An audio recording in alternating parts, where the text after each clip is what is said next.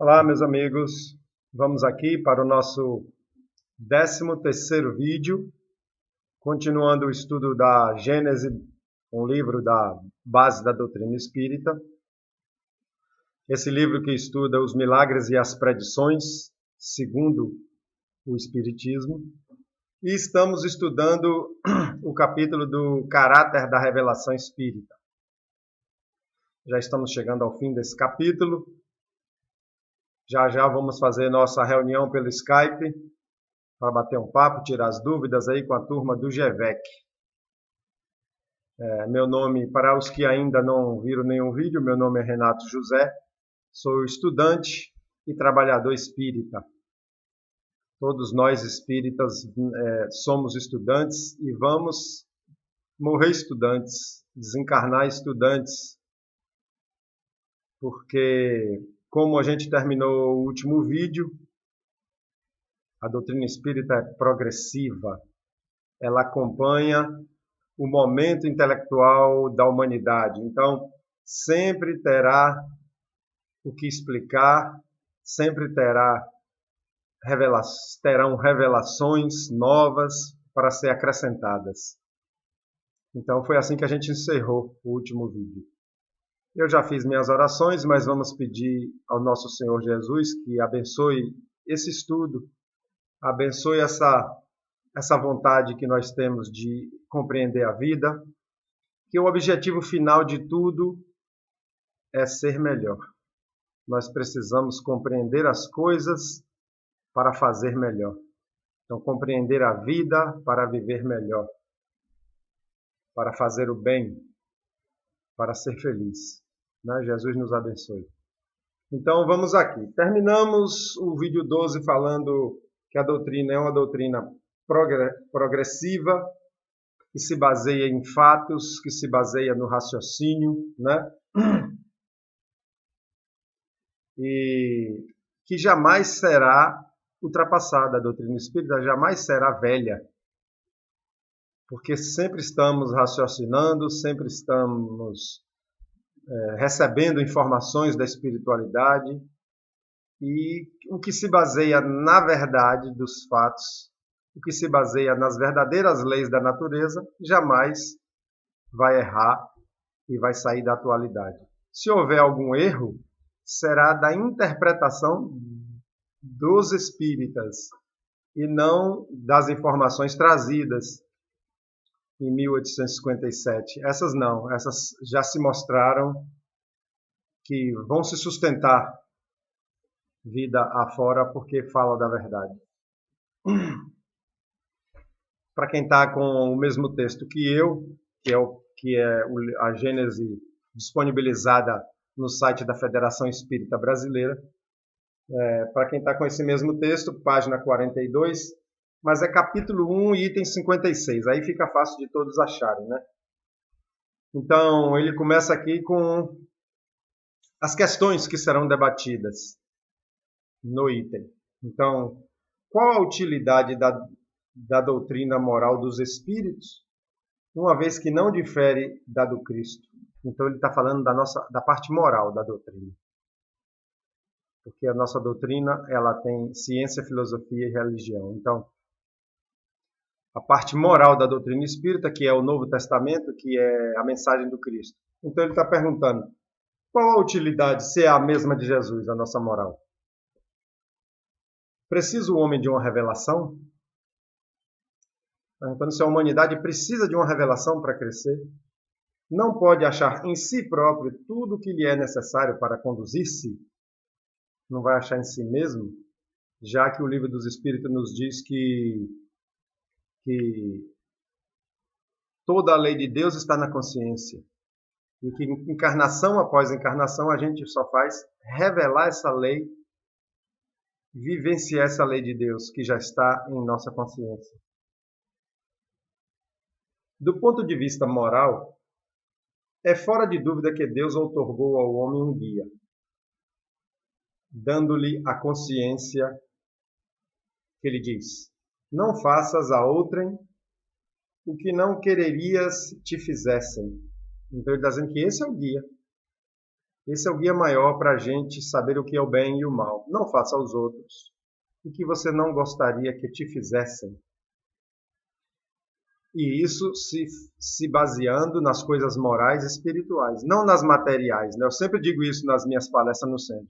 Não olhe isso pelo lado material, porque a gente pode ter gostos diferentes, né? A gente pode ter gostos diferentes. Eu posso gostar de estudar matemática, o outro não gosta. Eu gosto de ir à praia, o outro não gosta.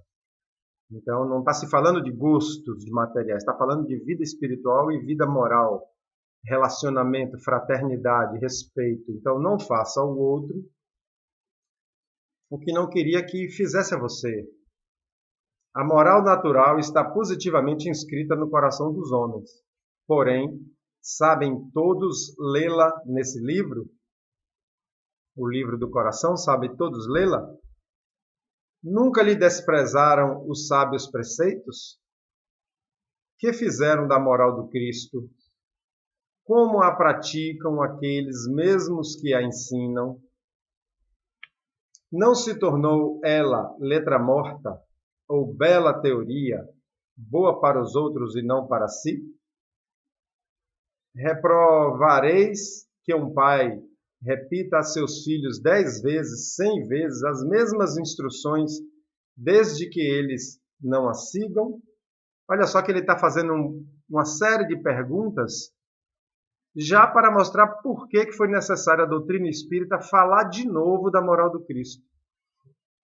Dizendo que a gente tem o Evangelho, tem a boa nova do Cristo, mas não segue, não bota em prática. Perguntando se não é bom que um pai repita 10, 100 vezes, já que o filho não está cumprindo, não é bom que repita?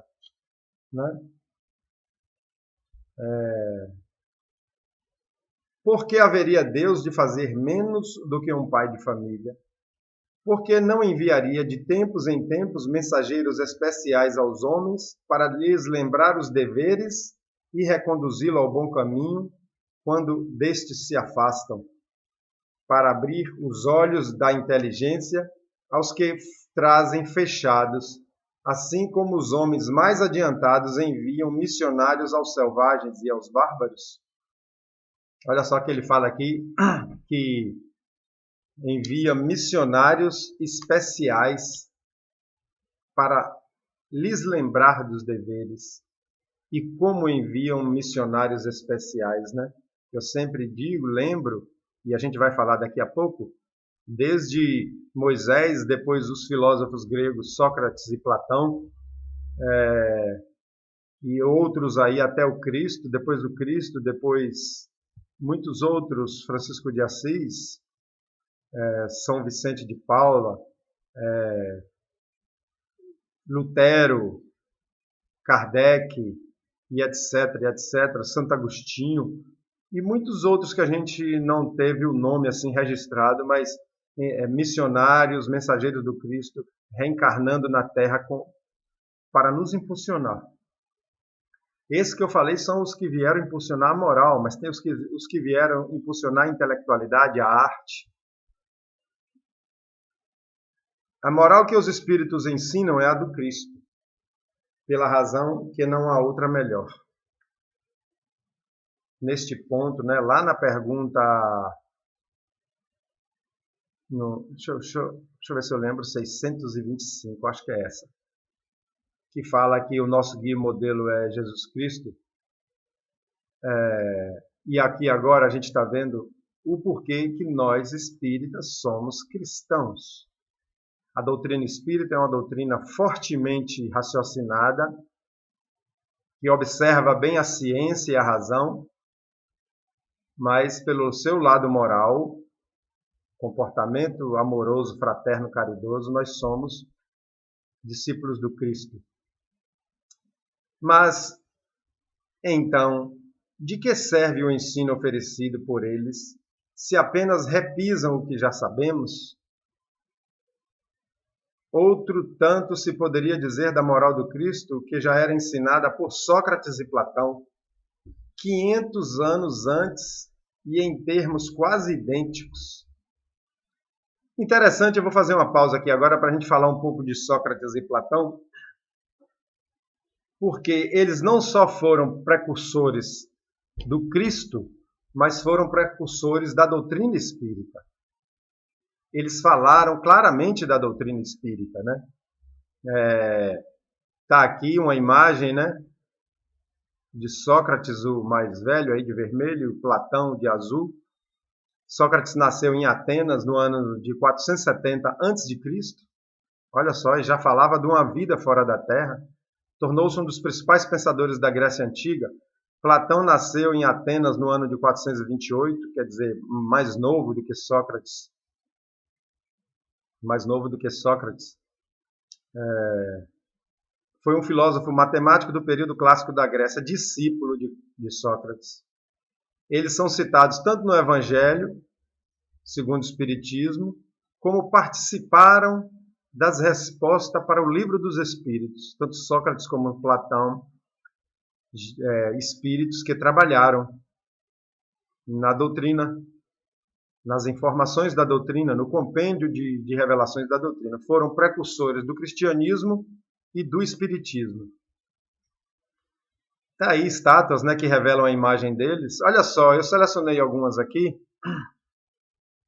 para a gente ver a correlação dessa coisa falada há 400 anos antes de Cristo, 450 anos antes de Cristo, e como é muito parecido com a doutrina espírita. Olha só o que eles diziam. Sócrates não escreveu nada, né? Platão escreveu o que ouvia de Sócrates. O homem é uma alma encarnada. Antes de sua encarnação, existia unida aos tipos primordiais, às ideias do verdadeiro, do bem e do belo. Separa-se deles encarnando e recordando o seu passado, é mais ou menos atormentada pelo desejo de voltar a ele, quer dizer, voltar ao mundo espiritual, voltar a esse lugar onde estava, da ideia do verdadeiro. Se a alma é imaterial, tem de passar, após essa vida, a um mundo igualmente invisível e imaterial. Do mesmo modo que o corpo, decompondo-se, volta à matéria. Olha, falou da decomposição do corpo e que a alma retorna para um mundo imaterial. A gente sabe que é semi-material, né? Além deles dois já serem espíritos evoluídos, para lembrar de tudo isso, eles também eram intuídos, porque vieram preparar, vieram já dar um impulso na humanidade para a chegada do Cristo. Se a morte fosse a dissolução completa do homem, muito ganhariam com a morte os maus, pois se veriam livres ao mesmo tempo do corpo, da alma e dos vícios. Isso aí a doutrina espírita fala até hoje. Se não houvesse vida após a morte, seria vantajoso ser mau. Seria vantajoso. O corpo conserva bem impressos os vestígios dos cuidados de que foi objeto e dos acidentes que sofreu. Dá-se o mesmo com a alma. Quando despida do corpo, ela guarda evidentes os traços do seu caráter, de suas afeições e as marcas que lhe deixaram todos os atos de sua vida. Sem saber, ele estava falando aí do perispírito, que guarda todas as marcas, né? Que guardam todas as marcas. Nunca se deve retribuir com outra uma injustiça. Isso aqui é lei de amor. Nem fazer o mal a ninguém, seja qual for o dano que nos hajam causado. Poucos, entanto, serão os que admitam esse princípio. Essa última frase dele aqui, quer dizer, essa última que eu selecionei, está dizendo que quando alguém lhe esbofetear uma face, ofereça outra, no sentido de faça o bem a quem lhe fez mal, não devolva o mal com o mal. Vejamos aí, gente, que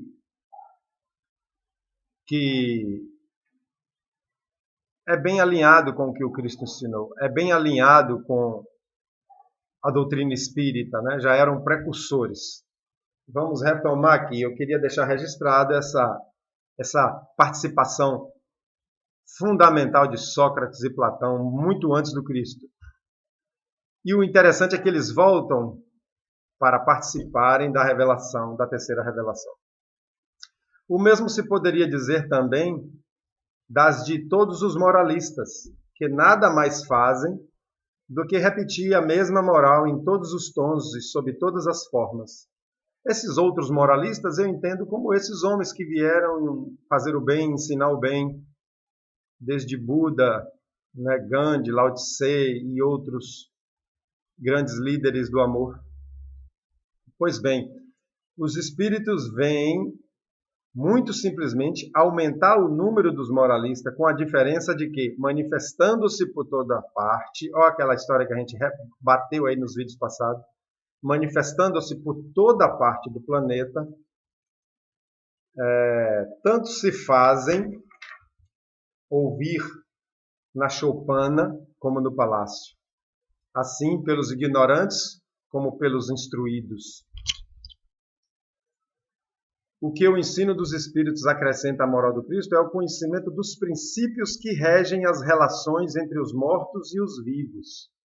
Princípios que completam as noções vagas que se tinham da alma, de seu passado, de seu futuro, dando uma sanção, quer dizer, uma confirmação à doutrina cristã, às próprias leis da natureza. Olha só, e isso aqui são as coisas que Jesus falou que não poderia falar. Eu vos enviarei um Consolador para te dizer todas as coisas que eu já disse e falar de outras que eu não pude falar, porque vós não suportaríeis. Então Jesus deixou claro, se eu dissesse certas coisas quando eu estive aqui, vocês não iam entender nada. Então, o que a doutrina espírita acrescenta à moral do Cristo está aqui. Talvez não acrescentar, mas esclarecer, mostrar os princípios que regem as relações entre os mortos e os vivos, quer dizer, entre os encarnados e os desencarnados, os princípios da mediunidade e etc. Porque além da mediunidade tem a intuição, tem o pensamento, tem a oração, tudo que faz essa relação entre nós e os desencarnados. Princípios que completam as noções vagas que tinham da alma e de seu passado e de seu futuro. Então veio esclarecer o que é a alma, que é o espírito encarnado. Minha alma sou eu. A gente chama de alma quando está dentro do corpo, quando está envolvida no corpo. E chama de espírito quando sai do corpo. Então veio trazer essa explicação, deixando claro que o corpo morreu, o espírito está vivo no mesmo segundo. Não tem negócio de dormir, nem esperar, ressuscitar vivos e mortos para julgamento, não tem nada disso. Continua vivo no mesmo segundo. Com o auxílio das novas luzes que o Espiritismo e os espíritos espargem, quer dizer, jogam no ar, jogam nas nossas mentes, espargir é soprar, né? Por exemplo, quando você aperta um desodorante, você está espargindo. Então, com o auxílio das novas luzes que o Espiritismo e os Espíritos espargem, o homem compreende a solidariedade que o liga a todos os seres.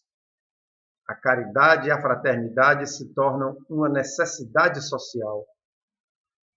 Então não tem aquela coisa de o povo de Deus e o povo que não é de Deus, os escolhidos de Deus. Imagine que coisa fora da lógica do amor, fora da lógica de um Deus de amor.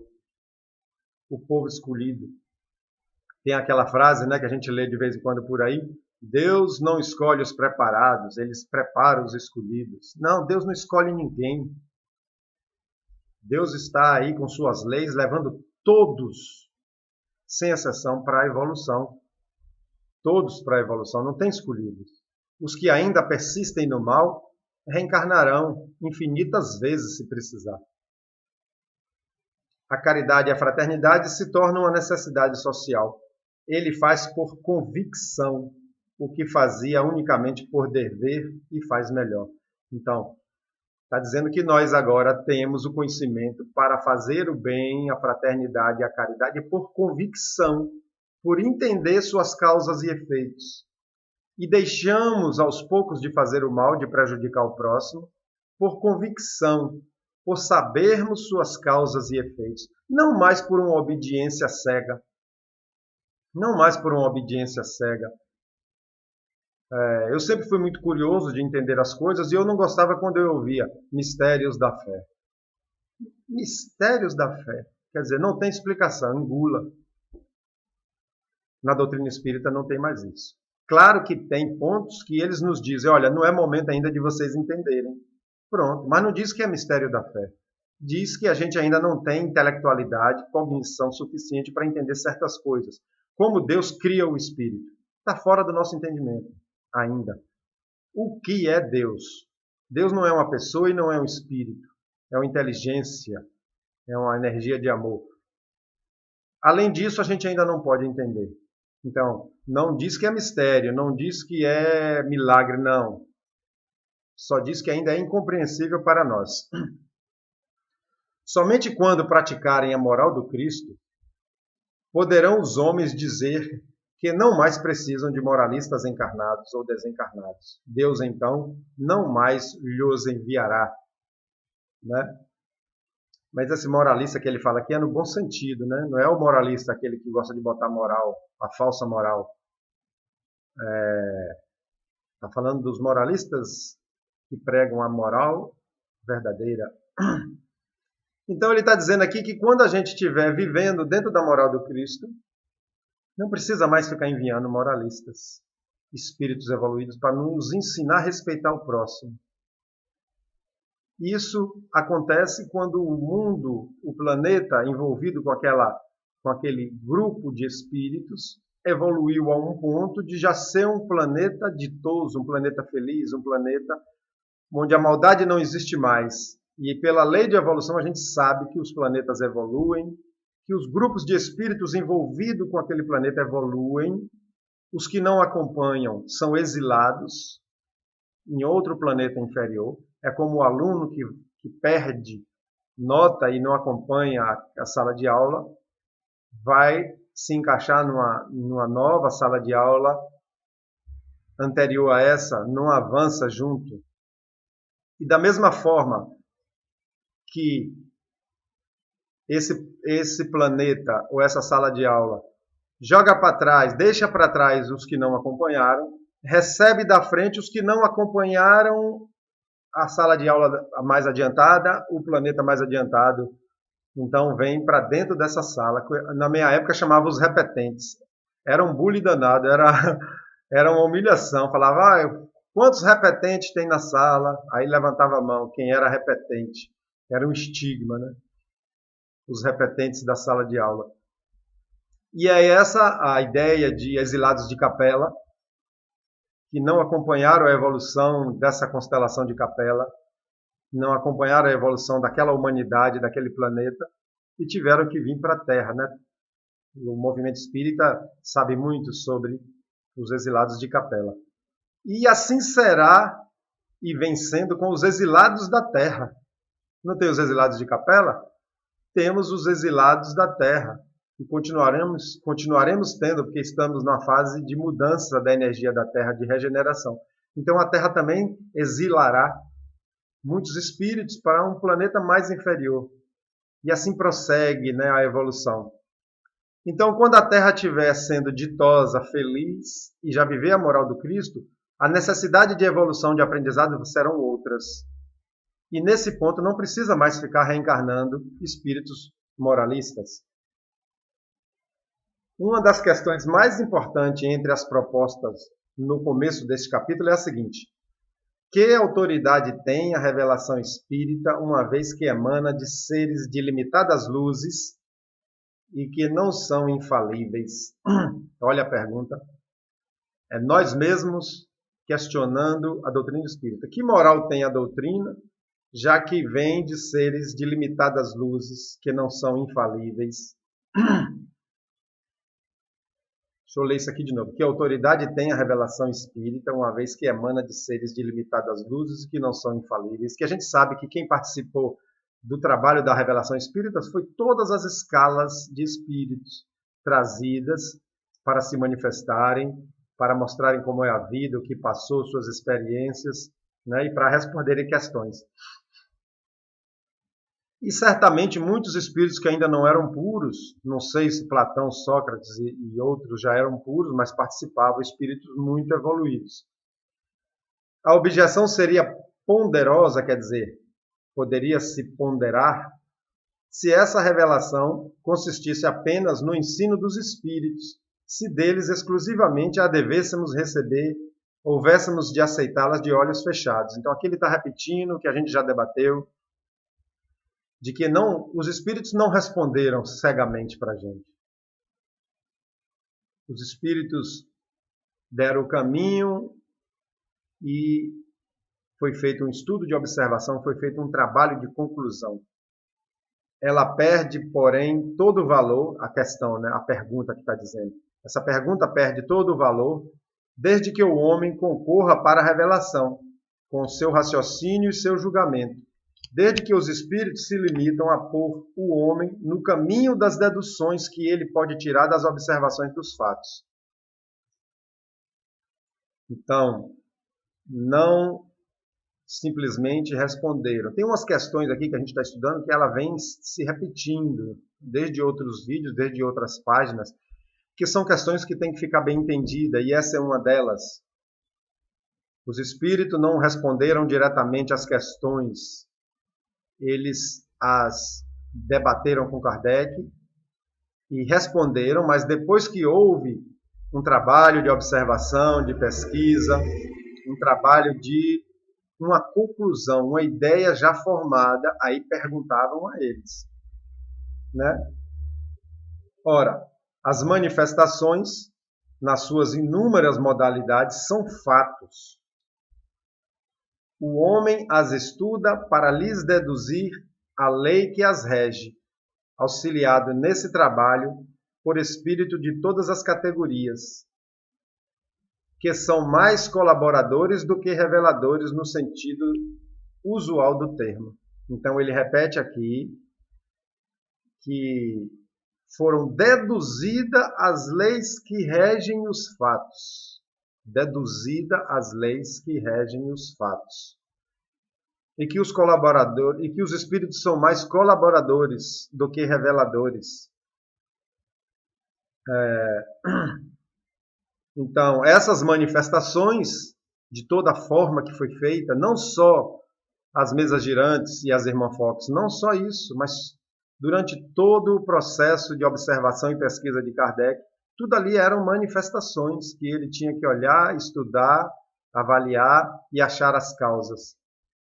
Se um espírito se mostrava desesperado e infeliz, dizendo que estava sofrendo, que estava perdido, por que esse espírito está assim? E aí a remontar as causas de sua história passada, do que ele fez na última encarnação. Claro que a espiritualidade superior ajudava, trazia os espíritos, intuía esses espíritos a falarem. E ali vai se saber que é alguém que matou um filho, é alguém que suicidou-se, é alguém que se arrepende muito do que fez, e aí vai tirando a conclusão dos fatos. Ele lhe submete os dizeres ao controle da lógica e do bom senso. Olha, os dizeres, ou seja, o que esses espíritos diziam e disseram, Kardec e a equipe submeteu ao controle da lógica e do bom senso. Dessa maneira, o homem se beneficia dos conhecimentos especiais de que os espíritos dispõem pela posição em que se acham, sem abdicar do uso da própria razão. Sem abdicar do uso da própria razão. Então, as manifestações, as histórias, os relatos, eram os fatos estudados por Kardec, que deduzia e chegava a uma conclusão de causa e efeito. E me veio na mente aqui agora toda a obra de André Luiz. Toda a obra de André Luiz é um outro trabalho desse, é uma continuação desse trabalho. O que é que a gente vê na obra de André Luiz? Os relatos do lado de lá, os porquês, as causas e os efeitos, como viveu aqui e como vive lá. Eu estou relendo Entre o Céu e a Terra e é uma história assim, de que mostra o acontecimento aqui, o acontecimento lá, os ciúmes, as invejas, os ódios, o bem que é feito. Toda a obra de André Luiz é uma grande graduação em espiritualidade. A gente se dedica muito a se graduar aqui para ter um emprego, lógico, óbvio, válido, mas a gente esquece de graduar espiritualmente. Muita gente não se dedica. E esse também é um grande diferencial da doutrina espírita. Nós encaramos o conhecimento espiritual como uma necessidade de crescimento. Nós não temos como rótulo religioso. Eu vou na casa espírita, vou assistir uma doutrinária, tomar um passe e estou de bem com Deus. Há espíritas ainda sim, claro que há, mas são aqueles que ainda não pegaram a essência da doutrina, que é aprender, compreender. Como o nosso amigo Herma, quem é do GEVEC aí, do Grupo Espírita Virtual Esperança e Caridade, lembra que antes de se chamar GEVEC, Herma chamava projeto Entender para Vivenciar. Bem iluminado esse termo. Então, nós fazemos a nossa graduação espiritual. Sendo os espíritos as almas dos homens, né? Sendo os espíritos as almas dos homens, essas duas palavras, alma e espírito, é apenas um sentido didático que Kardec estabeleceu lá no Livro dos Espíritos para facilitar o estudo. A alma está encarnada, o espírito desencarnou, mas somos nós. Eu sou minha alma. Eu sou o espírito. Só que a alma, ela está aqui submetida a uma realidade, a uma cultura, a um nome, a um CPF, a uma aparência física. Então, ela se manifesta como o ego, mas quando eu durmo e saio, o espírito retoma todo o contexto maior da vida. Gente, quando eu paro e retomo a leitura, é para pegar o fio da meada, né? Porque eu faço o comentário e depois a gente pega o fio da meada.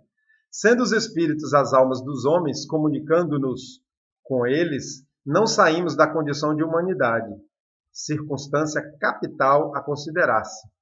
O homem de gênio, que foram condutores da humanidade, vieram do mundo dos espíritos e para lá voltaram ao deixar a Terra. Quer dizer, não é outra pessoa, não se modificou. Platão e Sócrates reencarnaram, viveram a sua filosofia na Grécia, passaram tudo o que tinha que passar, cumpriram o seu trabalho e quando desencarnaram voltaram, não eram mais esses egos, Platão e Sócrates, eram espíritos já libertos desse ego, dessa... Claro que eles se manifestam na Terra usando o nome, né? Usando como os conhecíamos, como o conhecemos na história. Por isso que é necessário dizer, eu sou fulano de tal.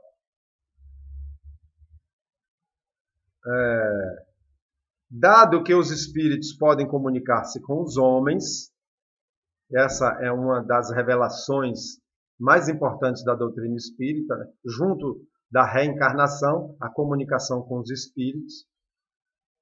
Esses mesmos gênios podem dar-lhes instruções sobre a forma espiritual, como fizeram sobre a forma corpórea. Está bem claro aí, né?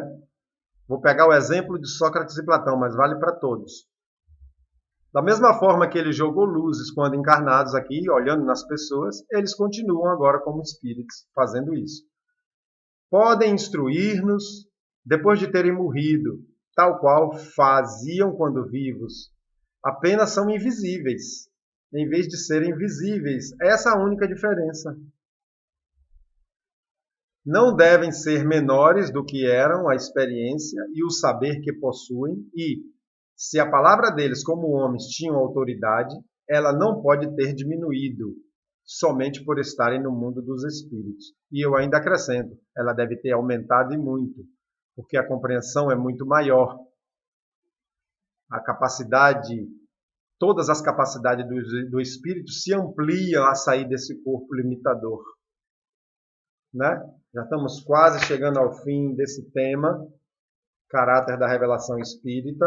Talvez precise de mais 1 ou 2 vídeos, mas deixamos aqui.